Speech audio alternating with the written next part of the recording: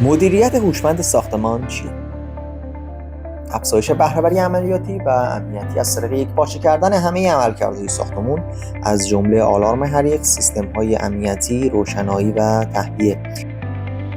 هوشمندسازی درب ورودی یک ابزار عالی برای افزایش امنیت و مدیریت عبور و مرور و تصاویر افراد رو ثبت می‌کنه.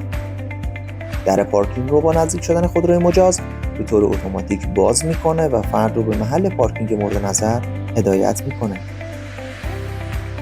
ارتباط هماهنگ بین تمامی سیستم‌ها در شرایط اضطراری، رسیدگی فوری و اخطار صوتی برای عملیات تخلیه در صورت لزوم و ارسال اطلاعات رویدادها به مدیر ساختمان رو انجام میده.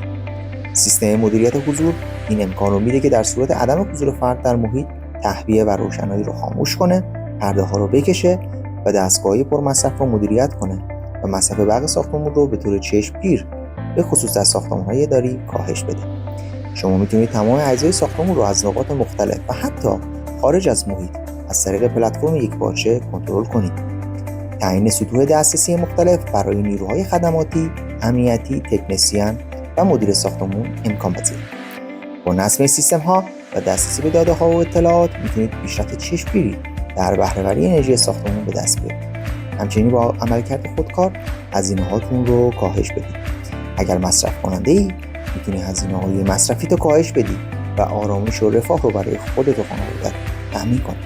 و اگر سازنده‌ای، ساختمانت متفاوت میشه و میتونی این مزایا رو به خریدار بگی و با شرایط بهتری بفروشی.